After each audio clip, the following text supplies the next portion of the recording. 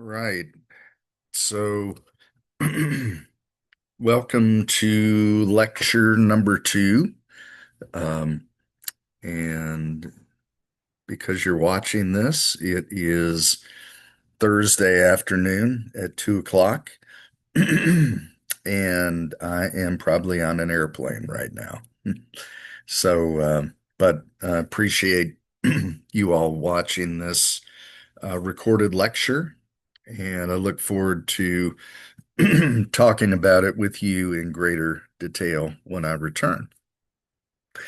Well, we didn't finish our lecture from Tuesday, and so I wanted to finish that, and then we'll dive into chapter two um, in our in our in our course. So where we left off was recognizing that one of the biggest things when we're operating outside of our domestic environment is so many uncontrollables.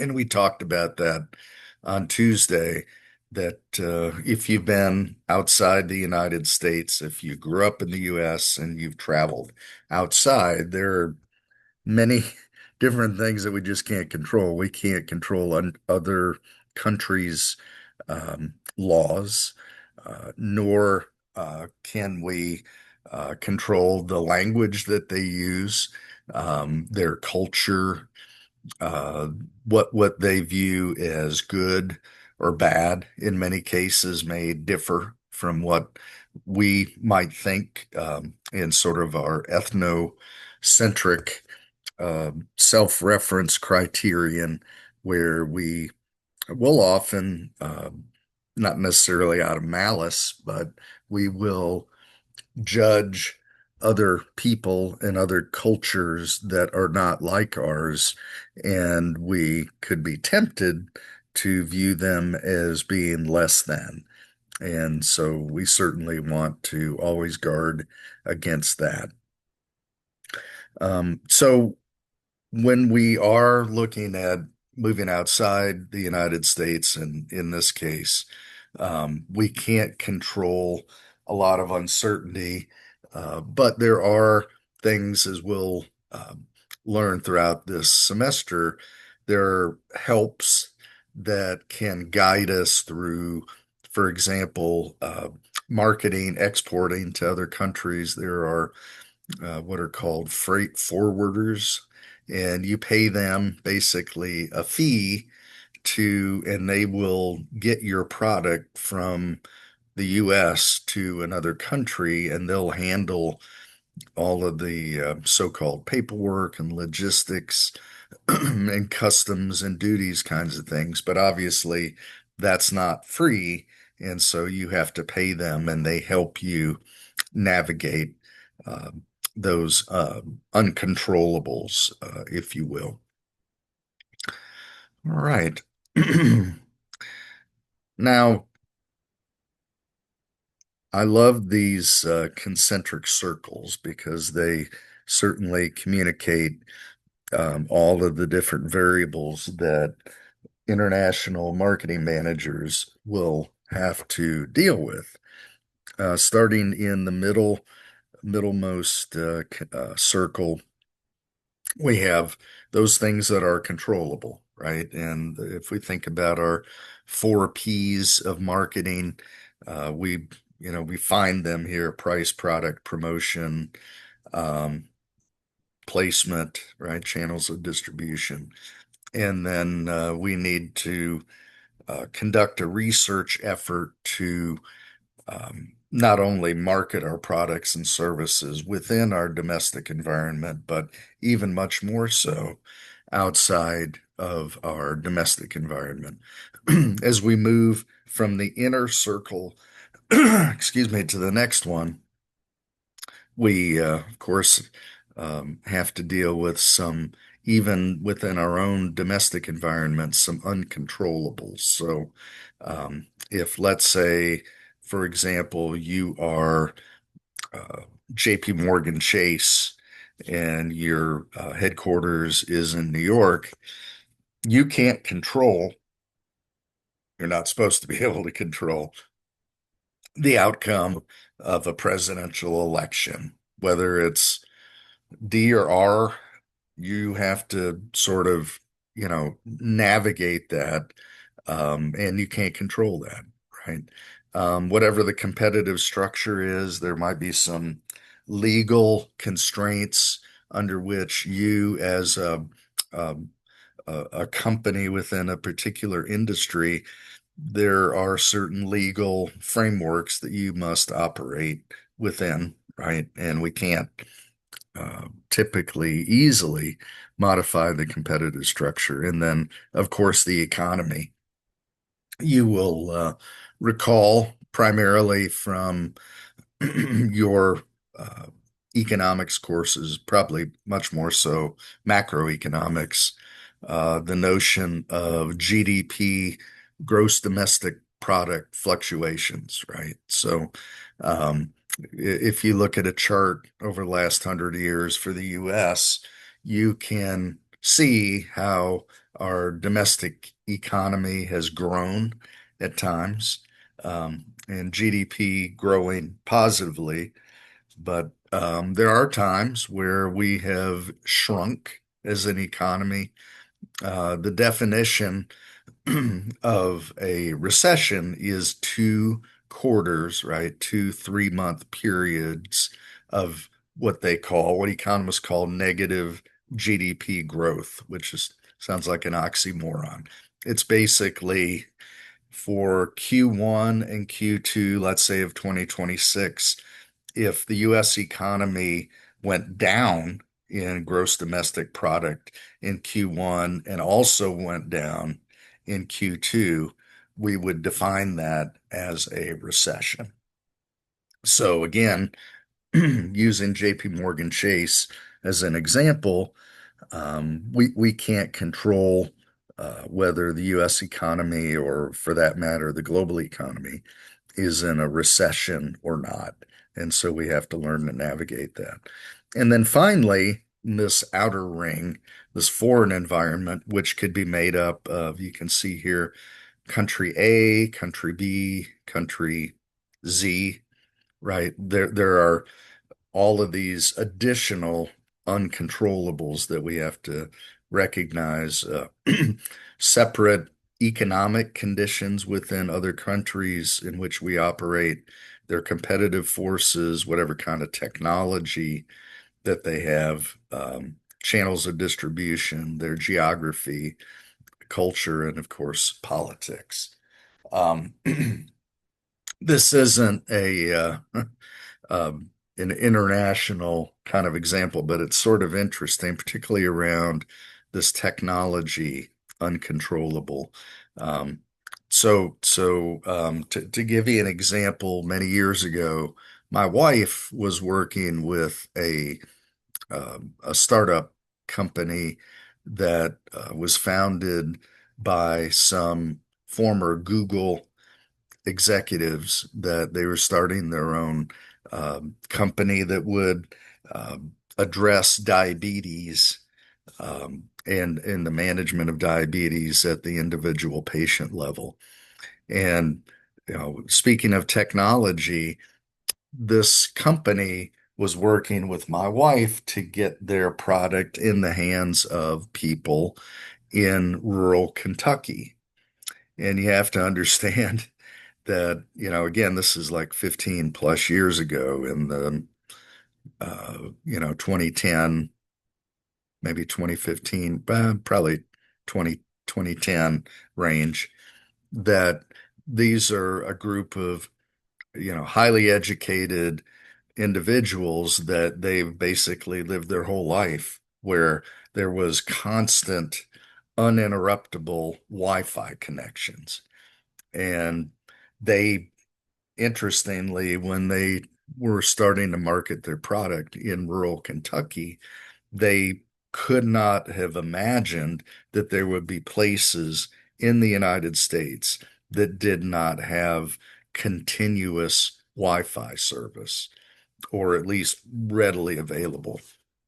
And that was interesting. right? So, granted, that was still within the US market, but this notion of technology, we can't really control that. So we have to navigate in the world of technology, and for this example, that presents itself in a given country. That's just one example. Obviously, if you went to lesser developed countries, let's say Haiti, for example, but there are many others where, yeah, the technology is just not going to be readily available for certain products and services to be able to flourish in those environments, right? All right. So just to kind of summarize, the inner circle, which is what we were talking about before, shows the areas under a marketing manager's control, right? And as we move outside of that inner circle, those are additional levels or layers of uncertainty. And so, like any kind of uncertainty, we as marketing managers or international marketing managers have to plan for that uncertainty. How are we going to deal with currency fluctuations? How are we going to deal with potential interruptions in supply chain and so on? One thing we'll talk about later in the semester is this notion of hedging. So, for example, if there are so-called currency headwinds where the domestic currency is lowering or being devalued relative to other currencies in the world, you can uh, buy or sell, depending on how you're trying to hedge your risk, buy or sell contracts, forward or future contracts, to be able to hedge against changes. And for in our example, if the dollar is uh, decreasing in value, let's say relative to the euro, then there are things you can do in the currency market to be able to hedge against that. And so we'll talk about that more in a bit. We talked about political and legal forces. Even within our own domestic environment, we can't control those. It's sort of like the metaphor of sailing, a sailboat.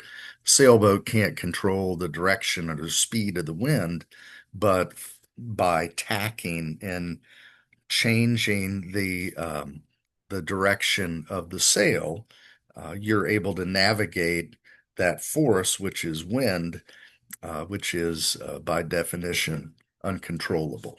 Okay.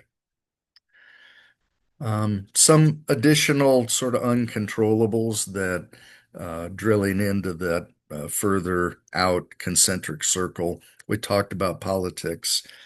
Um, Class structure.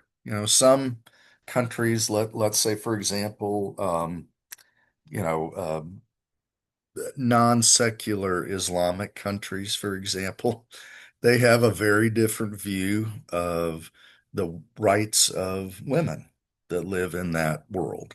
And so if you are in that country, so if you are marketing cosmetics, for example, to females in a country that is uh, under some kind of governance that is, in this case, not friendly to women, you're probably going to have a hard time selling your cosmetics to those women in that culture because of that class system, for example. Starbucks. So we looked at that case study, right? And so when we get back on Tuesday, we're going to dialogue about that. Be sure to read that case and be prepared, excuse me, to discuss that on in our Tuesday class period. Yeah, I'll save these slides and the case discussion for next Tuesday. Um, we talked a little bit about this notion of cultural adjustment in our last class.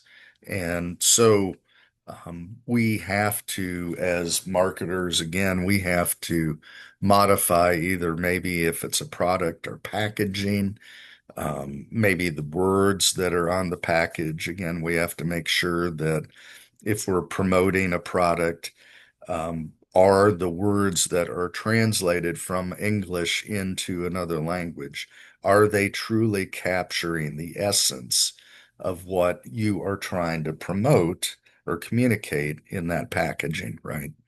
So we have to, uh, ascertain or interpret the level of influence, and we have to adjust our efforts, right, based upon the uh, foreign market in which we're operating. And then again, that's this notion of be aware of our own frame of reference. Those things that, for example, we were talking about the other day, foods, let's say, may be completely uh, abhorrent to maybe the typical quote unquote American. We have to recognize that we don't have exclusivity on what would what we would call like food tastes and preferences, and so we have to certainly account for that and adjust for it. Again, in red, foreign marketers have to constantly guard against measuring and assessing the markets against the markets in which they are operating against fixed values and assumptions of our own culture. We foreshadowed this a little bit, this notion of self-reference criterion. And I think what's important, whether you're an American looking outside the US, or obviously if you grew up in France and you're looking outside France, um, self-reference criterion is not exclusive, of course, to the US. Anyone can be biased against or for someone or some culture just simply based upon the fact that we're human and we tend to gravitate toward people and things that we are most familiar with. What's a little pernicious about the self reference criterion is that it is unconscious. So, you know, sometimes when we're in a situation that is different for us, we may be tempted, even in our subconscious, to maybe think about a person or a culture or a situation that is less than or in a negative light. And that's what's pernicious about it. Sometimes we don't recognize and have self-awareness to know that we are thinking about a different culture, a different situation, um, in a way that might put sort of a tainted view of another culture or um, uh, uh, another culture and another foreign market. Um, Sociologists and anthropologists would call this ethnocentrism. So, again, the default assumption, no matter where you grew up, it could be that you assume that your country or culture or country is best. Um, as I've traveled throughout the world, as we were talking about last lecture, I would say that I'm not saying it's warranted always, but more often than not, there seemed to be sort of a net negative view of other uh, citizens outside the U.S. in their view of Americans and the sort of the stereotype, right, which is dangerous again, back to this unconscious reference. The stereotype is Americans are loud, they're narcissistic, they are inflexible, they like what they like, anything that's not American is bad. And so I know I try to at least acknowledge that that bias might be present so that when I'm a guest in someone else's country, that I am aware that they may hold that biased position. And I certainly don't want to do anything to reinforce or confirm that bias. A little bit more detail on self-reference criterion. We react spontaneously on the basis of knowledge assimilated over a lifetime. Um, this is a weird example, but it just comes to mind. Again, this was a personal experience that I had, and it was within the U.S. But it just kind of shocked me in this particular event that I'm going to talk about in a second, that it shocked me because I guess it was so unexpected. So, self-reference criterion, even in, let's say in the U.S.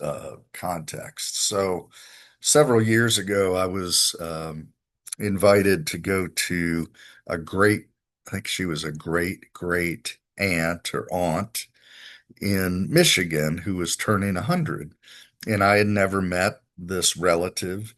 And I thought it was really cool that I was invited. So my dad and I drove from Lexington up to in the Detroit area.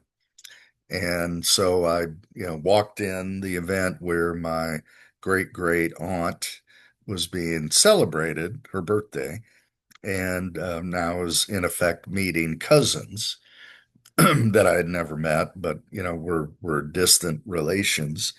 And one of them, one of my cousins that I had never met before, when I introduced myself and they introduced themselves, they, in the most wonderful and magnanimous manner, said, "Oh, you're from Kentucky and you have your teeth." Um, I was so shocked, I didn't even know what to say. So, granted, that was in the US, but that was an example of a self-reference criterion. Now, I'm sure this cousin, he thought it was funny. Well, I didn't think it was funny, right? So, that's a sort of a bizarre example, but it's an example of we have to, as let's say in the case of an international marketing manager, we have to be super sensitive to the context and the culture in which we're operating. Um, so that puts sort of a finer point on this notion of a self-reference criterion. I like this quote. We do not see things as they are. We see things as we are. It's interesting that what we see and perceive in the world, we would like to think it is objective, but in reality, I think psychologists would argue that what we see and experience in the world is, by definition, subjective because we are viewing things and people in this world through the lens of who we are and what we have learned over time is as, quote, normal. Okay. So again, just a really important reminder that we have to be very self-aware and very cognizant of our tendency as humans to have a subjective and live within a subjective reality. So, just to kind of summarize, how can we be vigilant against this ethnocentrism? So, first of all, understand the cultural traits, habits, and norms, and then understand a foreign country's or a foreign culture's traits, habits, and norms through consultation. This sounds kind of weird with natives, but right, if I were going to be doing consulting in the software industry in France, I would really want to know from someone who grew up and lives in France and has familiarity with the software industry. I would want to know what is, quote, normal and, quote, abnormal. That would help me not only not make a fool of myself, but also from a business standpoint to not make a quote unquote fatal flaw because I either was I was ignorant and or I just neglected to take the time to study the culture in which I intended to consult. Okay.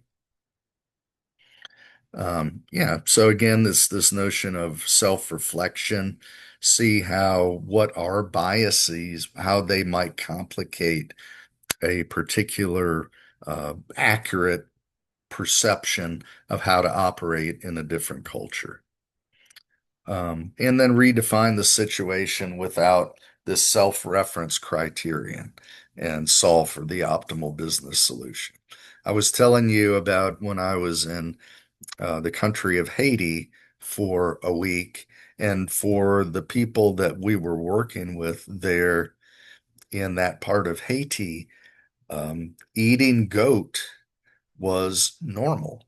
And it would be extremely insulting for me to have said, well, I don't eat goat. Well, um, if you're in that country, it's sort of the old saying, when you're in Rome, do as the Romans do. Obviously, there are ethical and moral guidelines around that, right? But it's the idea that I don't get to judge someone else's definition of normal. I can't do that, right? Um, developing this notion of global awareness, or we might say global cultural competence, we have to be tolerant and learn about differences.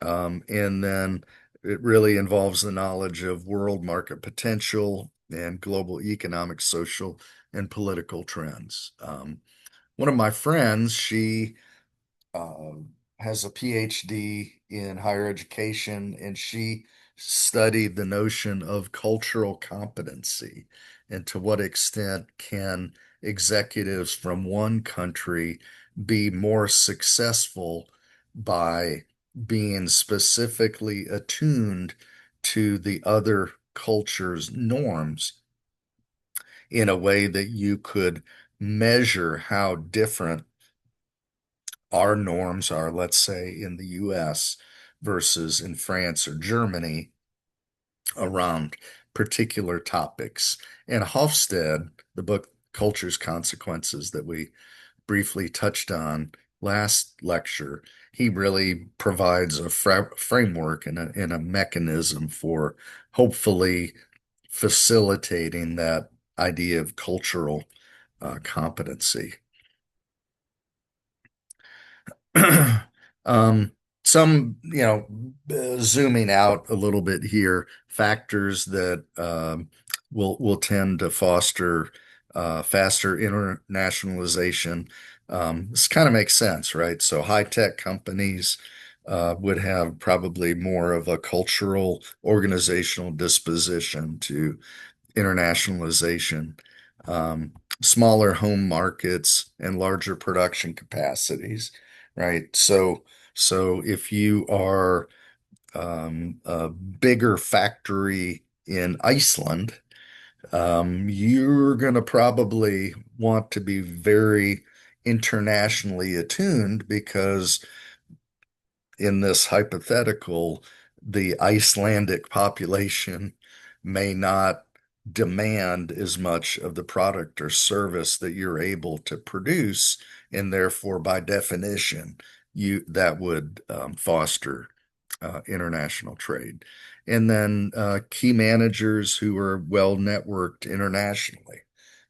We all recognize that um, you know, who we know and whom who we know and what those people do relative to work and political power and so on is super important when we're trying to get prospective customers, let's say, to change their behavior, i.e., buy our product or service rather than someone else's or the status quo, which is do nothing.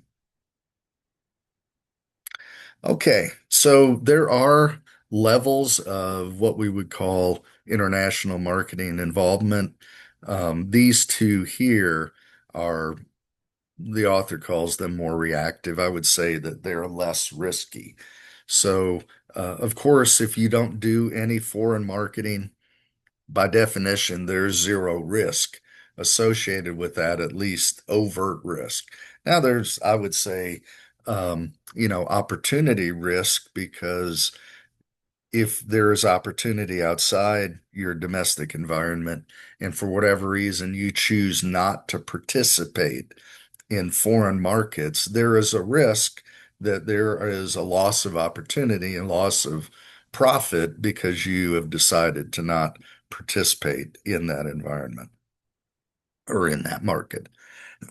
Or infrequent foreign marketing. Again, you're sort of hedging your bets and saying you're making a strategic sort of stake in the ground, which is I am consciously choosing to focus primarily on my domestic market um, to sell my goods and services. Um, Now, if you are, as an organization, as an executive, making a conscious decision to actively invest in market outside your domestic environment, then you would consider these next three. So, certainly regular, however we define regular, it might be, hey, once a month we publish an article in a journal publication that is widely distributed in, let's say, in France. So maybe I buy ad space and I advertise every month in that, right? We might call that regular foreign marketing. But as we sort of go from regular to international to global, what we're saying is that we are more and more invested in selling our products and services, and by definition, taking more risk, uh, and with the hopes that we are going to increase our revenue and increase our profitability in a disproportionate manner. So, again, these last three are reflective of increasing risk associated with um, increasing my commitment to sell outside my domestic country. This is a bit of a drill down. I won't walk through all of these, but again, if we just think about from least risky, which is no direct foreign marketing, all the way up to global marketing, that's sort of the trajectory of least risky to most risky. In this last category, companies that treat the world, including their home market, as one market. So, in this sense, organizations and companies that operate from this uh, vantage point, it doesn't really matter to them where their headquarters is. Mercedes-Benz, I would dare say they are a global brand. And at some level, it probably doesn't matter where their headquarters are because there are wealthy people that like luxury cars in lots of countries in the US. So whether they are headquartered um, in Germany or in the US or in Canada or maybe in Australia, it probably doesn't matter. And so if you are a global committed, you're a global company and you're committed to global marketing, then by definition, you're almost agnostic, if you will, as to where your headquarters is located.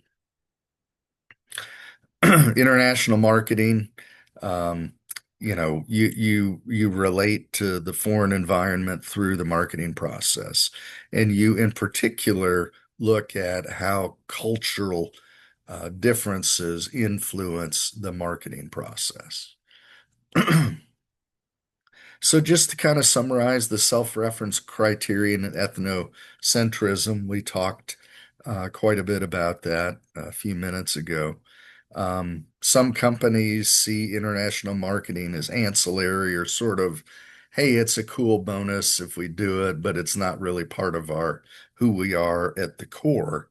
Whereas at the other extreme, others see international marketing or global marketing as a crucial or critical aspect of everything that they do in selling their products and services. Um, so I am, as I mentioned last lecture, since it's week one, I'm going to be our leader for this topic here, topic one, and also topic two.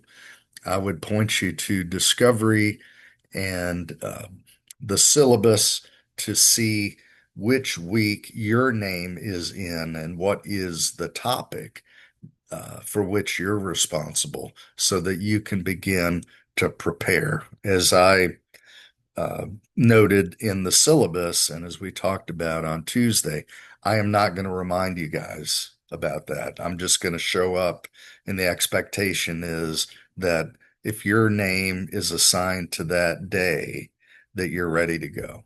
Okay. There are a couple of YouTubes. I'm not going to show them. I would just encourage you to look at them at your convenience. One of them is from the Wall Street Journal and provides, I think, a pretty objective perspective of the U.S. involvement in Venezuela. We talked a little bit about what's been happening in Venezuela recently.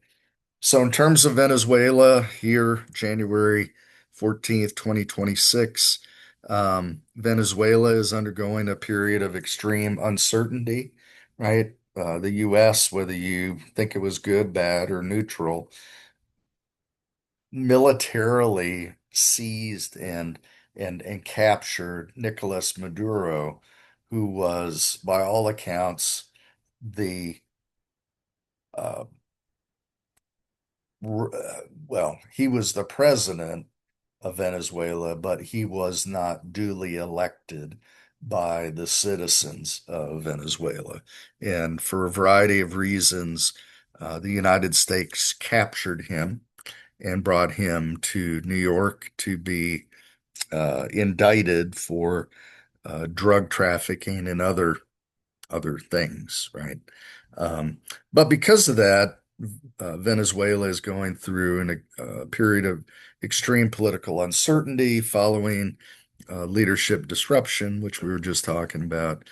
And then, of course, there's been a long-running humanitarian and economic crisis.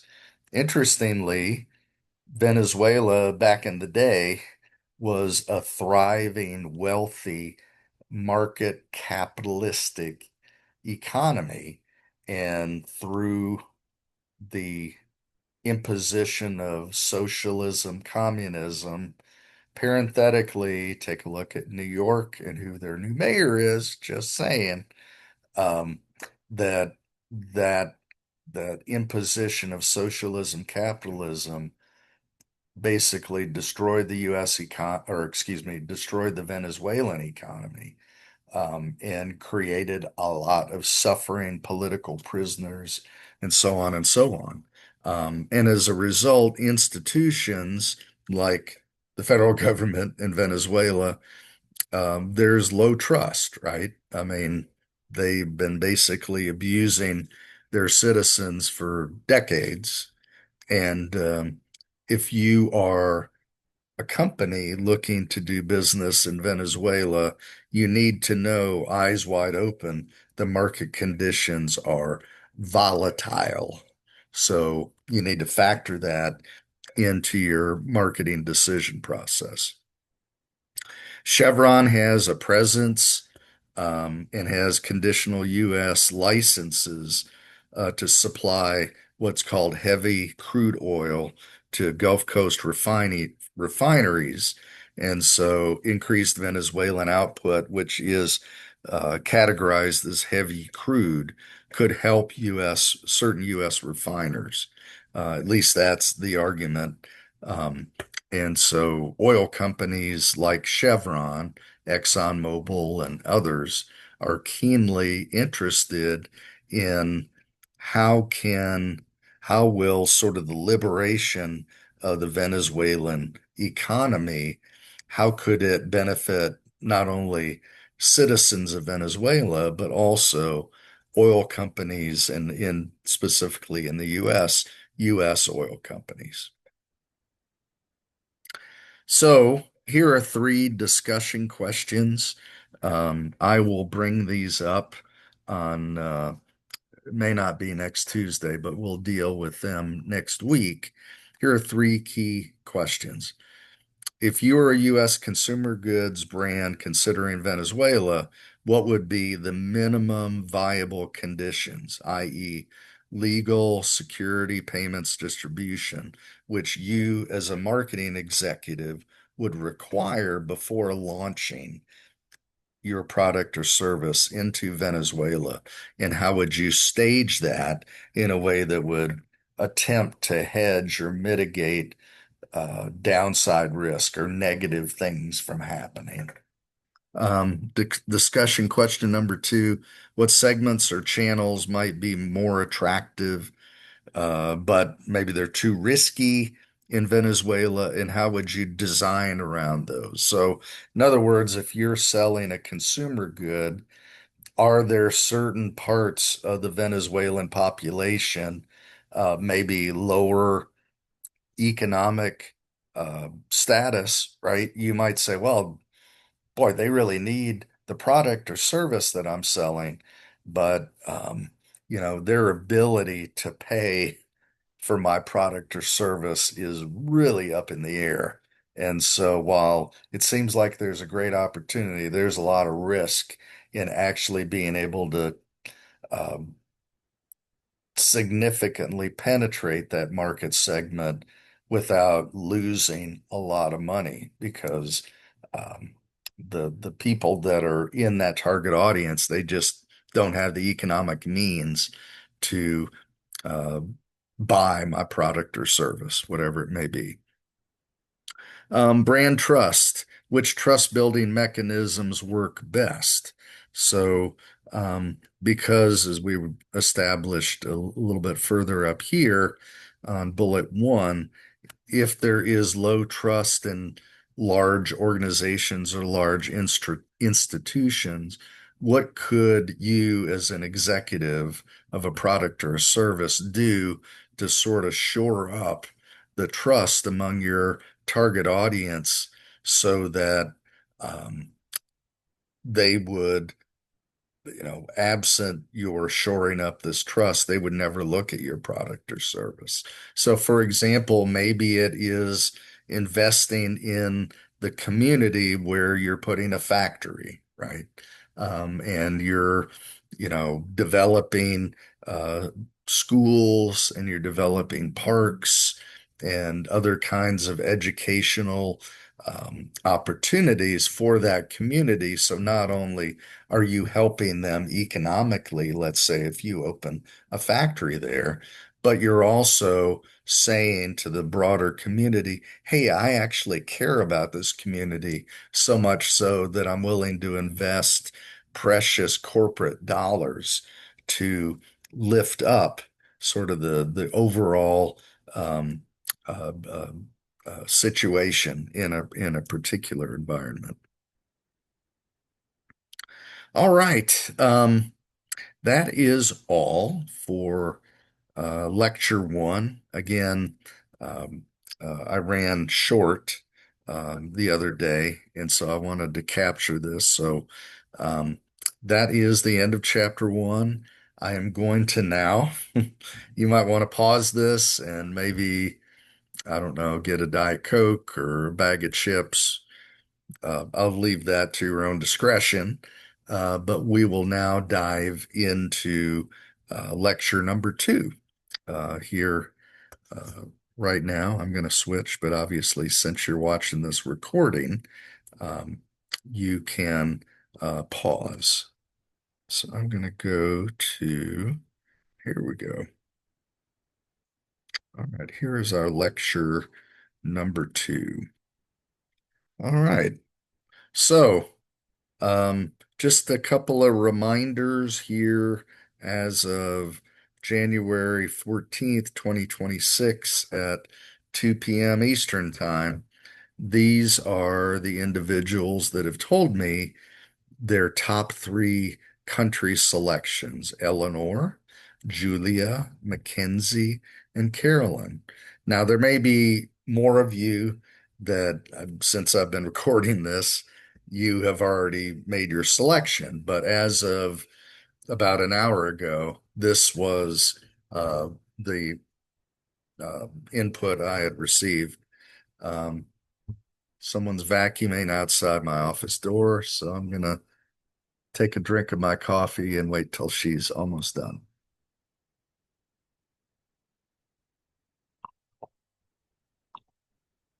All right. I think she's about done. I appreciate her vacuuming. Vacuuming is good. All right. Um, sort of a preview here. Your first country paper is due on Thursday, February 5th. A reminder that the paper one is the country overview. You must find and cite in your paper at least one academic journal article. So that could be um, international marketing management as an example. It could be Harvard Business Review. Those would be examples of two different journal articles. I would also, in the academic category, I would also um, recommend highly citing any article, or excuse me, any academic article which cites Hofstede's Culture's Consequences. And trust me, if you go into Google Scholar and you search for Hofstede's book, there is a field or a link underneath that book that will show you all of the articles that have cited that particular book. In fact, why don't I just do this right now? This is what we call real-time pivoting. All right, so here we go. Instead of just talking about, why don't I just show you? So when you go into Google Scholar is free. Okay. Now there are some limitations to Google Scholar, but it's great if you are looking for journal articles going back decades um, that have been published and really, most importantly, have been peer reviewed, meaning um, the journal article was written and published by an academic, but before it was published, there were other uh, experts in that particular discipline who reviewed the article in a blind, they didn't know who the author was, and the author doesn't know who the reviewers are. And those peers reviewed the article and determined that indeed it is authentic and adds value to the body of knowledge of that particular discipline. All right, so let's go to Geert Hofstede and let's go to, oh, by the way, just so you know, if you go into Google Scholar and you can click on many of the authors, academics have basically their own profile page. So Hofstede, I mentioned before, right? So his work, or all of his body of work, has been cited by other academics 342,841 times. So he is a global expert, as acknowledged by these number of citations. So, all right, so here is Culture's Consequences. Um, it was published in 1980, but there have been revisions on that. If I go to drill in here and it says total citations, 126,000 and change. If I click on this, then now I have 131,000 articles that cite Hofstede's book, right? So you can look at any of these articles. Um, I would, just to make your life simpler, you can filter by anything since 2026. Now I've go from 120,000 to 250. And we might say, okay, within these 250, what if I say something about international international uh, marketing trends or something like that? Oh, well, I went the wrong way. Okay. I went from 250 to 1850. That's because international is a big word that a lot of people will look at. Why don't I do something like um, international marketing management, which is a journal. Uh, Business models. Trying to see if, well, there's 2,000 of them, so there's a lot. Um, well, here we go. Here's a pretty well-known journal article, Journal of International Marketing. Okay. So you could hypothetically use this article. Um, I would work with our folks in Kinlaw to be able to get access. Sometimes these articles are hard to get access to. But here, it's kind of interesting here. Um, Here's the abstract. One key trend in developing countries with global important implications to global marketers is rapid growth and urban migration, right? So you might say, huh, well, this is kind of interesting. The Hong Kong University Scholars Hub, never heard of this before, but this would qualify if you thought, wow, this would be a great article and it's something that I'm interested in. I don't know if I'm going to be able to download this or not. Let's see. Yeah, maybe not. Anyhow, the bottom line is what I want to show you is that you found Hofstede's book. And then if you drill into citations, again, that will take you to all of the books and articles that have cited that work.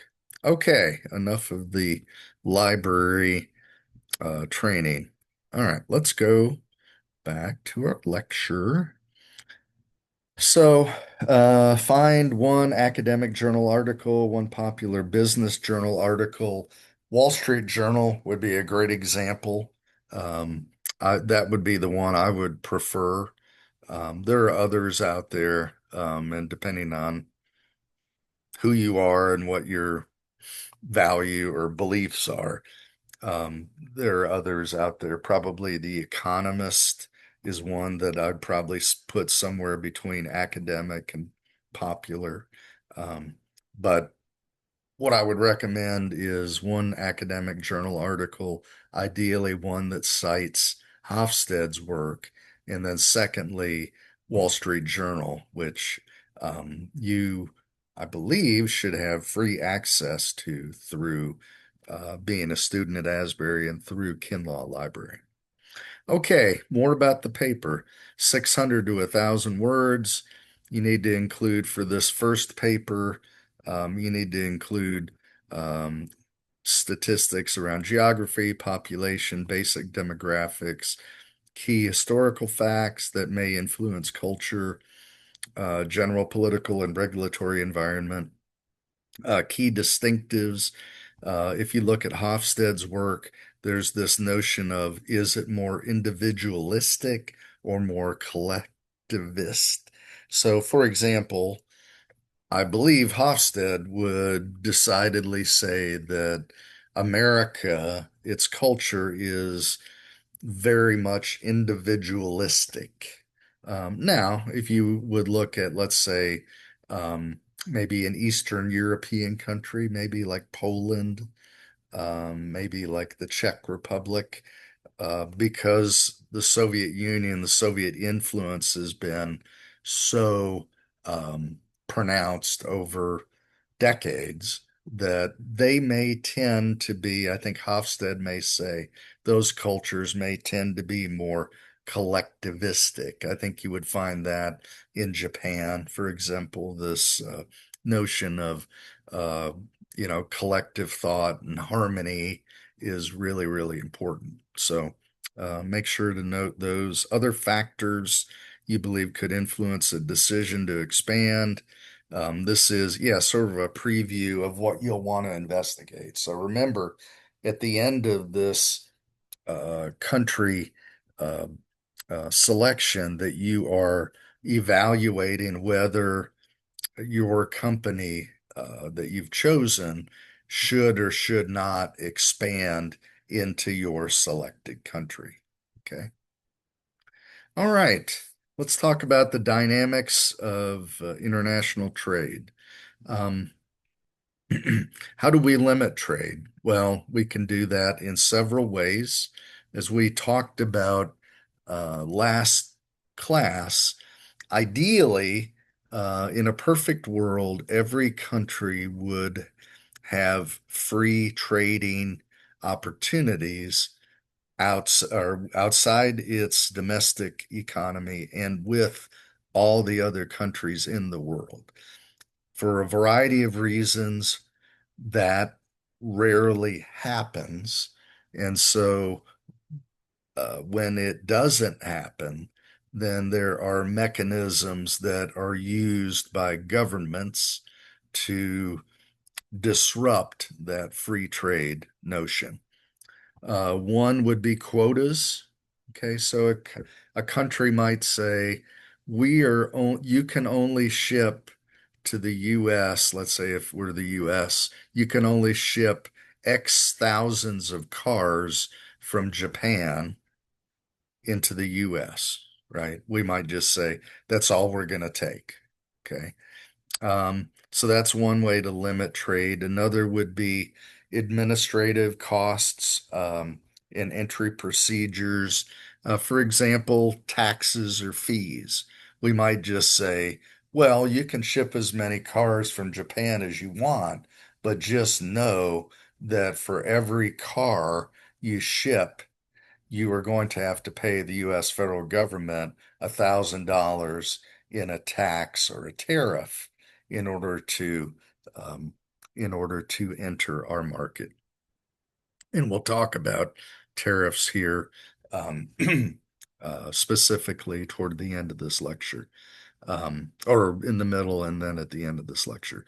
Um, Also standards. So we might say, well, the product maybe has some kind of chemical um, composition, and we might say, well, that solution, that chemical solution, when it's made in Canada or the US or Great Britain, meets the US standards, but anywhere else, we've tested it and it does not meet our standards, and therefore we will not import that particular hypothetical chemical solution from Italy, from Germany or China, right?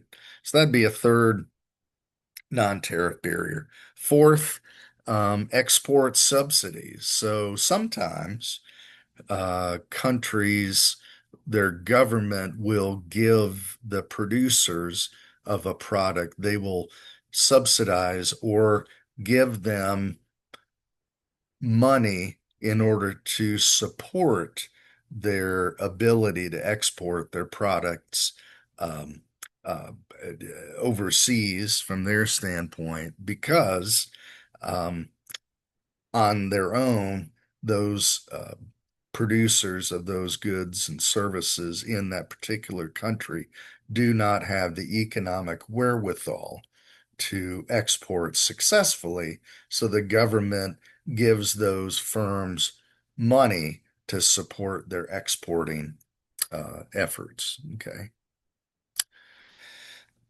Another would be charges on imports. Again, there's sort of shades of the same or hues of the same general color. We might call them levies or taxes or administrative fees. Again, it's a foreign company has to sacrifice something in terms of money or what have you in order to have the US, in this case, import those foreign products or services.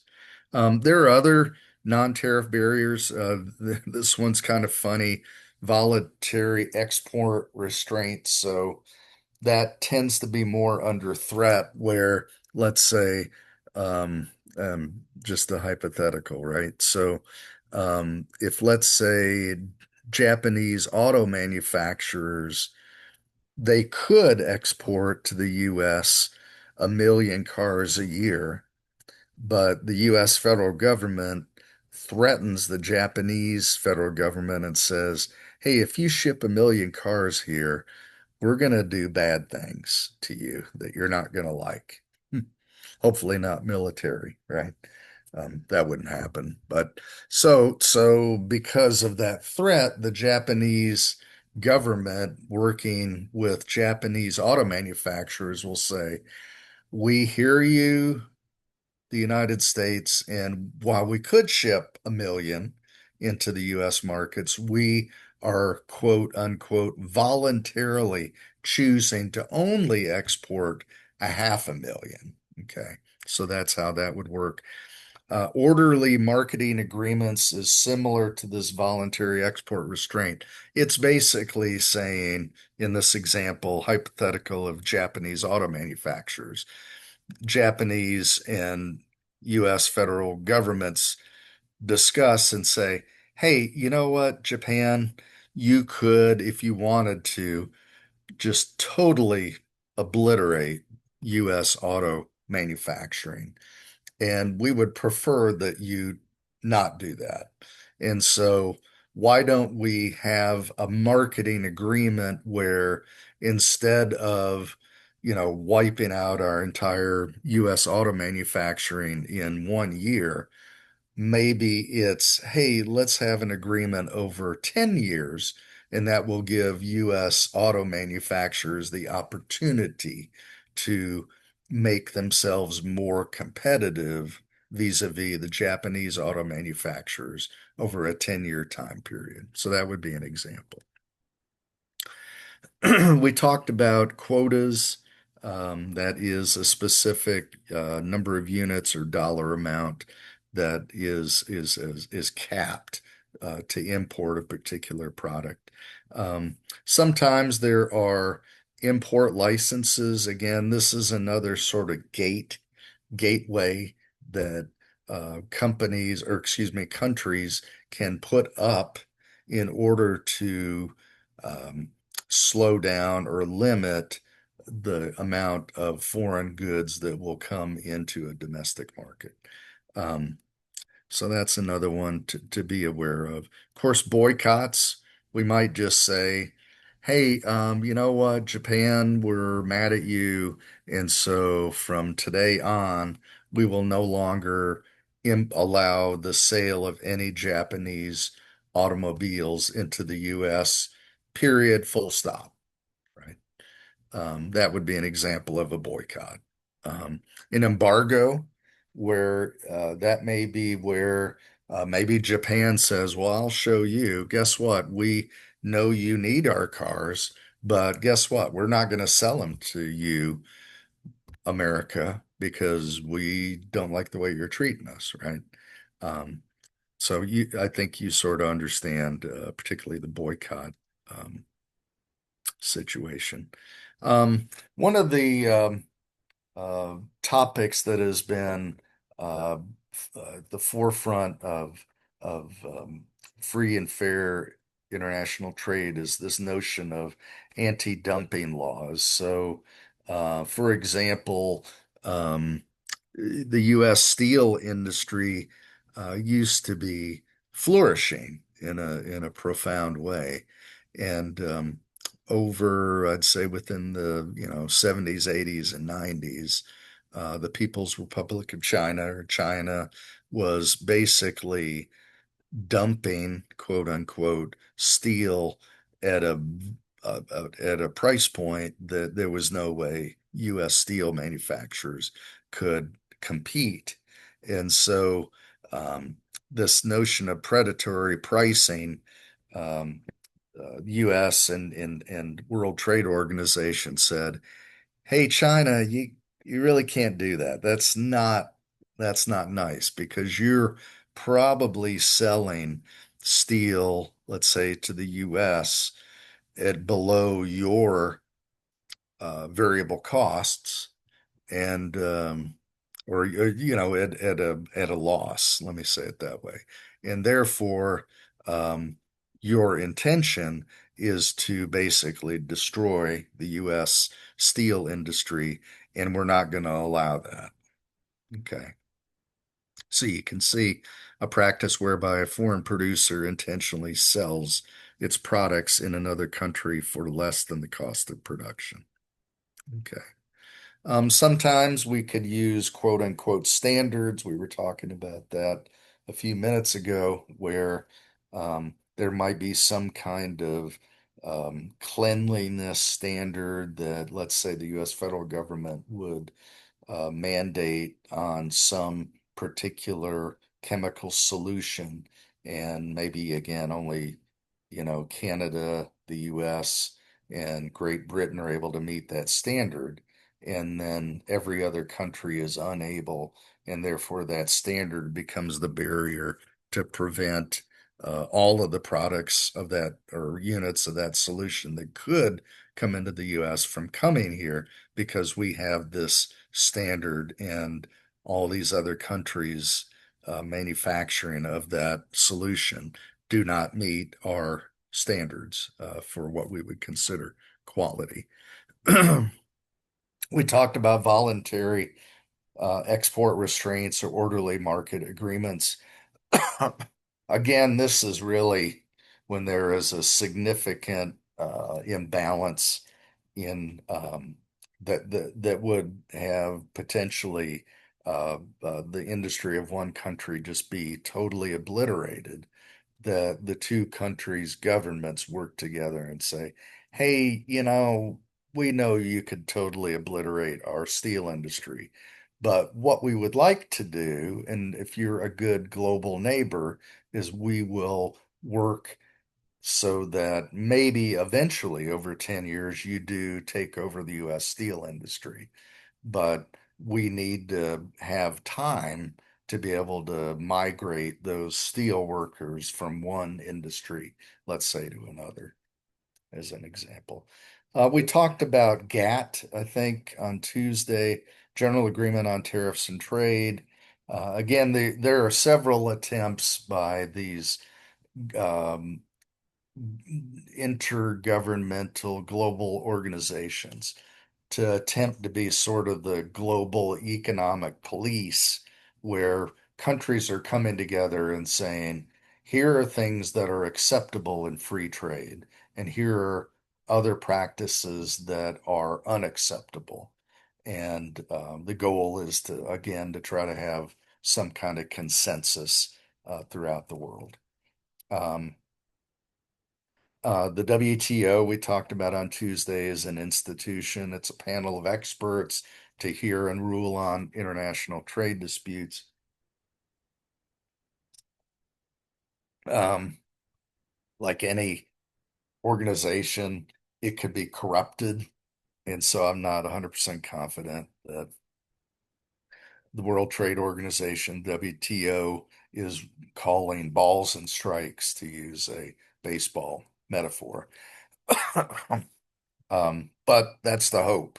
The hope is that they are able to at least make international trade less corrupt than it would be otherwise. And that's, I guess, not a charitable way to characterize it, but that's sort of the thought. WTO is a permanent international organization, as a legal and institutional foundation. It's a platform for trade, hopefully settle disputes faster. And then again, there are all kinds of agreements that have been made over the years, again, with the objective of trying to protect free trade, quote unquote. A couple of other financial institutions that were developed post World War II with the idea of helping companies and particularly other countries that are less developed to help them uh, become more economically viable. So one is the IMF, the International Monetary Fund, and the other one is the World Bank. The World Bank basically steps in and provides long-term lending opportunities that allows countries and companies within countries that otherwise would never be able to compete in certain industries. It gives them the opportunity and the time and the funding to at least have a chance to try to compete in the global economy, particularly within industries at which they are, from a current state standpoint, hopelessly unable to participate in for a variety of reasons. Okay. There are all kinds of financial instruments like guarantees, um, again, facilities for conciliation and arbitration of disputes.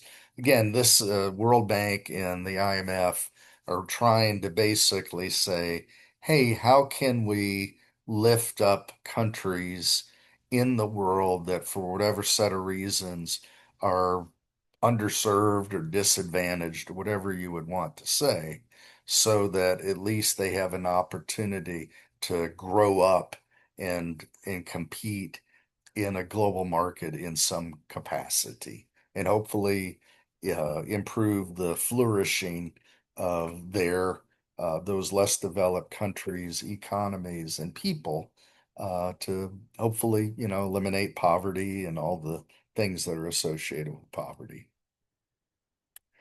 Um, I don't think there's, you know, certainly there are people that think capitalism's horrible. Um, I'm going to assume that because you're in a business school that you believe that at the least capitalism is not horrible. I tend to think it's amazing. It's not perfect, but it's pretty awesome.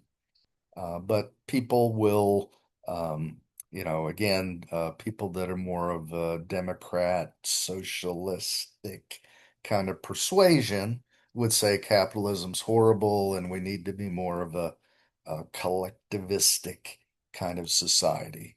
Um, Personally, I think it's a horrible idea, and I think evidence has borne that out. But nevertheless, some people will advocate for socialism and communism, despite the evidence to the contrary. So, a summary: heightened competition around the world has increased pressure for protectionism. And certainly, in January 2026, since the election of President Trump back in January of 25, the notion of tariffs, U.S. tariffs, has been an extremely volatile topic, very controversial.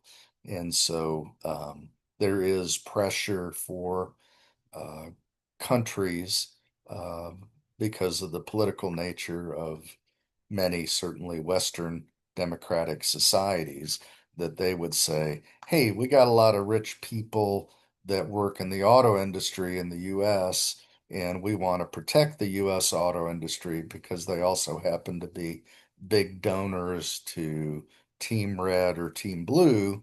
And so we want to protect those industries, right? Um, Again, free international markets are, in theory, help underdeveloped countries become self-sufficient. Again, I think the jury is probably still out, at least in my opinion, on that. I think, on balance, free trade is a very positive thing, but the problem is not everybody plays fair. And so it becomes a question of, are you as a country willing to just accept the fact that the playing field is not fair, or do you do something to try to balance the playing field in a way so that you are not, let's say, being taken advantage of?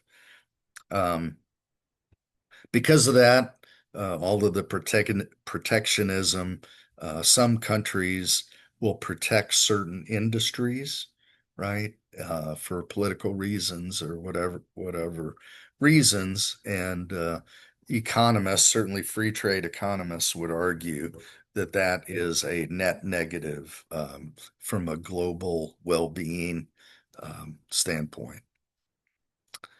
All right, so topic number two. Again, I said that I would be um, leading this. I don't have the schedule in front of me right now, but just be tuned for when it is your turn to be the topic leader. And again, I will not remind you all. It's up to you to know that and prepare accordingly. So let's talk about U.S. tariffs. Remember the topic discussion framework. It is defined as a sit-down presentation, 5 or 10 minutes of material, one or more sections in an assigned chapter. I think I would just say if the topic is dealt with in a significant manner in that chapter, then it is eligible for discussion and student-led topic discussion. Um, in your leading of the discussion as a seminar, right? The framework is that you must, if you're the leader of the topic, you have to state the purpose and importance of the topic. What are the key points? Relevant examples that illustrate the points. What are your observations or insights? Remember, you may not have perfect understanding of the topic, but through your research and preparation, you should at minimum be able to develop a point of view on the topic and have some evidence or proof points or logic that you would use to support your point of view in that particular topic. And then 2 to 3 questions for the class. So, again, the topic is tariffs in the US. So, what is it and why is it important? So, a tariff is quite simply a tax on imported goods. In the case of the US, it's a tax on imported goods that is imposed by the US federal government. Why do governments use tariffs? To protect certain industries. We were talking about that a moment ago. To raise revenue. That's certainly one of the things that President Trump has asserted is that, hey, we're bringing in a lot of money into the US because we've levied these tariffs on certain industries. Personally, I don't know that that's the case. I believe that it is, and I haven't researched it. But if it's true, I think it certainly has the potential to have very positive benefits. There are some negatives. We'll talk about that in a moment. Uh, Tariffs can influence trade behavior and negotiations between countries and companies within countries. Um, and then certainly one of the assertions from the Trump administration is that U.S. tariffs are in response to unfair trade practices, which is interesting, right? Because we've been saying for the last 30, 40 years, our goal is free and fair trade. And then, for whatever set of reasons, political leaders in the U.S., for example, tolerated unfair trade practices, at least ostensibly unfair trade practices. Um, and for whatever reason, just felt like, well, I'm not going to go try to correct that. And good, bad, or indifferent, Trump, President Trump is asserting that his actions are intended to address those unfair practices. So I'm sure with enough research, you could, I mean, a person could build a case for why the tariffs are beneficial to the U.S. and then on balance, why the U.S. tariffs are a net negative to the U.S. That would actually be an interesting master's thesis or doctoral dissertation topic if you are so inclined. That might be something pretty interesting to investigate. Historical examples of U.S. tariffs over the years. Some of these, quite frankly, I was not familiar with. The Tariff of 1828, right? And just only 40 years after the birth of the U.S., more or less. High tariffs on European manufactured goods. Well, why would the U.S. have done that? Well, maybe one of the big reasons was, hey, we're a new country and we got more and more people here and they don't have jobs. And so if we put tariffs on European manufactured goods, that will be a reason for American citizens to start manufacturing companies that will employ more and more U.S. citizens, right? Um, the Maril tariff, again, not familiar with this, so there's a little bit of this is new territory for me. Raised tariffs on imports, protected U.S. manufacturing, similar to this tariff of 1828, and then help fund the union, right? So ostensibly, this moral tariff was the U.S. federal government when it was fighting the Confederate States in the Civil War and said, hey, man, we can use tariffs to raise revenue that will allow us to build, make more guns, more bullets, um, more cannons, and so on. Right? The 1890 tariff helped manufacturers, again, sort of a theme there, but it was highly unpopular. One of the things that uh, economists will often argue is that tariffs, let's say the tariffs that the U.S. would place on other goods, it could be argued it's a net negative for a U.S. citizen, a U.S. consumer, because it's basically putting a tax on goods that would be cheaper for the consumer if there were not a tariff. And so on balance, that U.S. consumer is worse off because they're having to spend more money for that same good or service that without that tariff or tax, they would be able to purchase at a lower price. Okay. Smoot-Hawley, this has been bantied about. In fact, I think was even talked about in the wonderful movie. Oh gosh, Ferris Bueller's Day Off, right? So, that quintessential beauty of a movie. But the economist or the teacher that is teaching economics in that class, I think he specifically references the Smoot-Hawley Act or the Smoot-Hawley tariff. Tariffs on imported goods triggered global retaliation. At least some economists and historians would argue that it worsened the Great Depression, which we recognize as around 1929, I think extended into the mid 30s in the US. Chicken tax, I don't know what that is. It sounds interesting. I'm sure Chick-fil-A might have had some. I don't think it was around back in 1964, but they're probably pretty focused on that, right? We don't want another chicken tax, right? And then steel tariffs, we were talking about that earlier, right? The goal back in 2002, that would have been George W. Bush, number four, president, 41st president, that, or excuse me, 43rd president. Sorry about that. Um, he, for a variety of reasons, who knows, there was a tariff that was placed on imported steel, um, and the objective was to protect the U.S. steel industry. What is some of the current controversy on the quote Trump tariffs? Well, what is happening?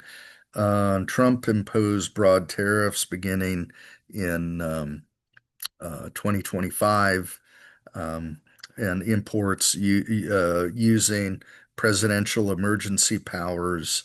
Um, there is, he justified it as protecting U.S. industry and national security, which I think you can make an argument for that. If you remember, you may or may not remember or know, during COVID, it came to light, and certainly it was news to me, that a lot of the pharmaceutical drugs that people need in the US to stay alive and healthy are made in China.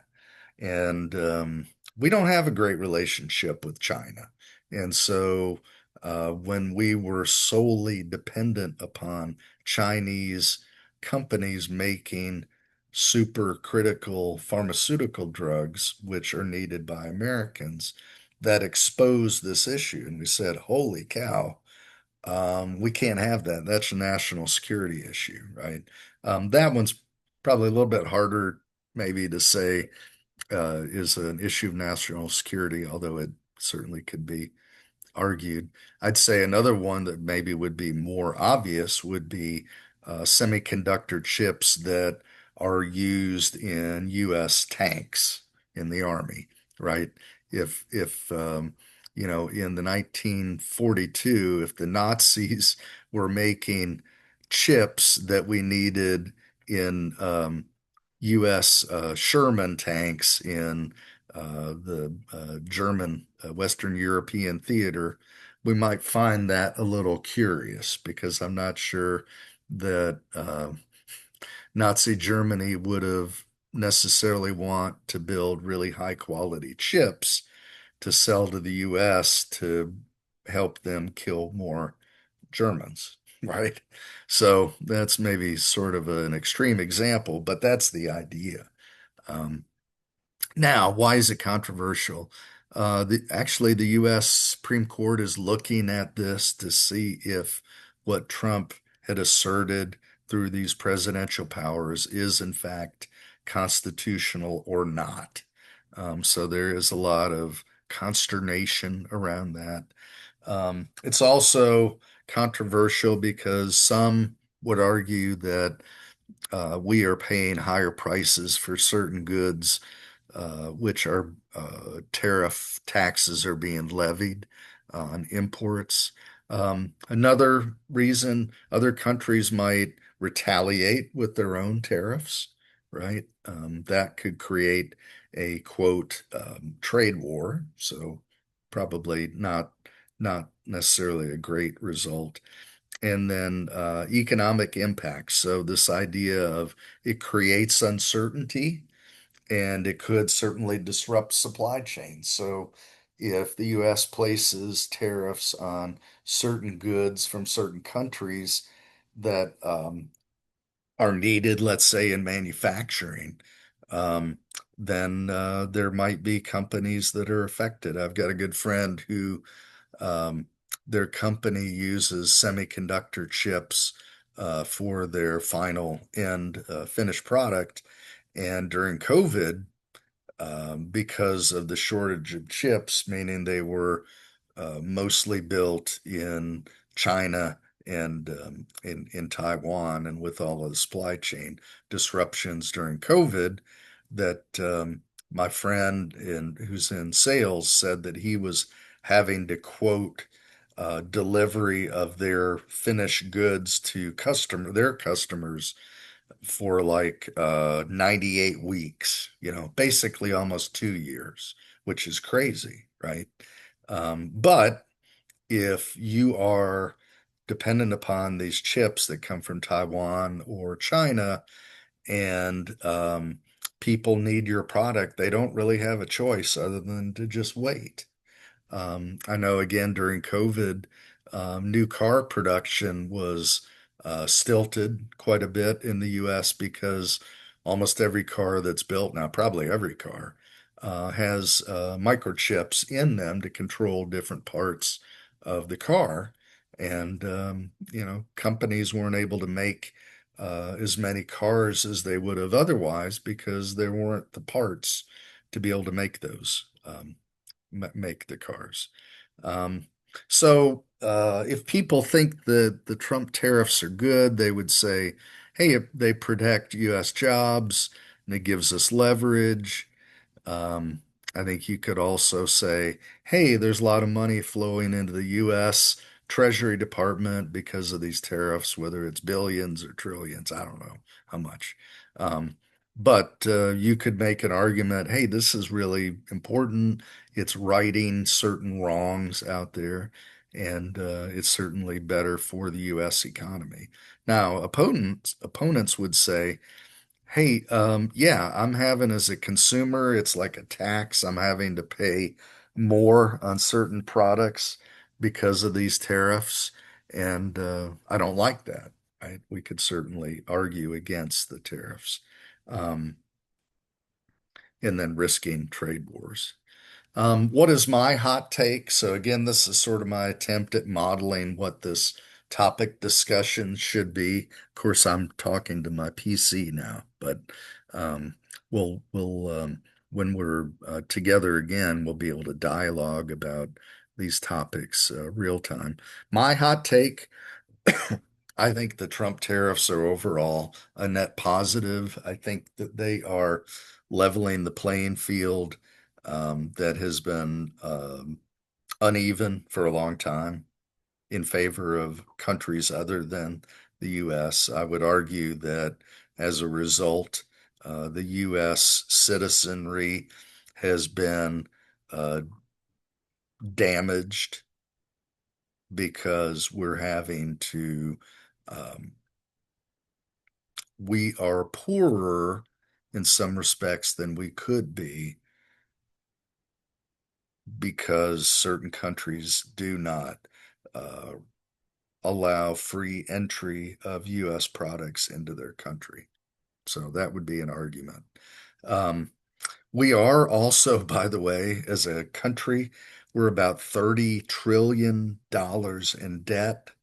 Um, I've heard people talk about how big a trillion is. Um, I don't really have a good handle on that right now, but quite simply, $1 trillion is $1 billion times 1,000. Okay. So $1 billion is a lot of money. A trillion is 1,000 billion dollars. And we are 30, well, what is that? Let me see if I can do my mental math. We are 30,000 times a billion, 30,000 times a billion in debt to other countries. And, we're sort of bankrupt, to be honest. And so, certainly, I personally believe that these tariffs, if there are billions and billions of dollars that are pouring in to the U.S. to be able to pay down that debt, that feels like a good thing for the U.S. for the United States. And then I think it's also positive to bring manufacturing jobs back to the U.S. from China and Mexico. Um, the North America Free Trade Organization or agreement, NAFTA, which was signed in the early 90s, just obliterated manufacturing in the U.S. And so, while you could argue it's suboptimal, I think we are on balance worse off because we don't know how to make certain products in the US anymore. And I think that's a big problem. I do worry about the long-term impacts on global relations, but on balance, for me, I'm less worried about these long-term impacts, and I'm more bullish on there's some positive, really positive things that I think the Trump tariffs are doing. So, questions for you guys. We'll talk about these next week. Each of you, you are subject to being asked, what is your hot take on the Trump tariffs? So I want to hear what you guys think. I also want to, based upon whatever your hot take is, how did you come to that conclusion? I would like to know that. And then number three, what would you do to fortify, what kind of research would you do to either fortify your hot take to say, hey, I think these Trump tariffs are good, and I'm going to go research that and see if there's evidence to support that.